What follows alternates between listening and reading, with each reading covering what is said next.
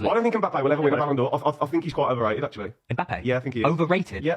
And I've overrated him myself. I'm starting to just think he's a bit overrated. I think Neymar made us think Mbappe's better than he is. And I also think Neymar made Mbappe believe he's a better footballer than he actually is. And what I mean by that is, don't get twisted, I think Mbappe is an amazing player, great footballer. But hear what I actually mean. When you look at the best of Mbappe, even with France and PSG, it's literally him sprinting with the ball, causing absolute havoc with his devastating pace, and then finishing it off like he did in the tie against Real Madrid in 2022, where we all sat back and thought, wow, this guy is elite. And even in France, when he first won the World Cup, when he was just causing havoc, just sprinting down the right wing.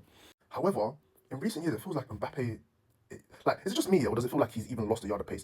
But I don't know if it's the fact that he's lost a yard of pace, or if he just doesn't sprint as much as he used to when he was younger. And it's got me thinking, does Mbappe think he is a Neymar type player that plays with intricacy and all that stuff? Like, does he think that's his model, that's his main strength? And it's made me think, has playing with Neymar made Mbappe believe he's a different type of player to what he's actually best at? Not just Neymar, but also Messi. I feel like when you play with a player that's so elite in link-up play, it makes you believe that you're also that elite at link-up play as well. So when he's playing with the likes of Neymar, Messi, they're going to do things that you're not going to be able to do with normal players, because Neymar and Messi are not normal players. When you see some of the goals Neymar's assisted to Mbappe, some of the missed chances that Neymar set up for him, it's like you're playing with one of the best players we've ever witnessed in terms of all the attributes. But in terms of all Mbappe's attributes, he's not the best player in terms of all-round attributes. He's just very good at his skill set, and he's a very good footballer. And if we're being honest, Mbappe's best attribute is pace. If Mbappe was slow, I don't think he would be at that level, whereas you could probably say Neymar's ability is so natural that even without pace, he's still Neymar. Or maybe not as good, obviously, if you have pace, but you know what I mean? And I feel like now that he's at Real Madrid, we're seeing that he's trying to do sometimes small link-up plays,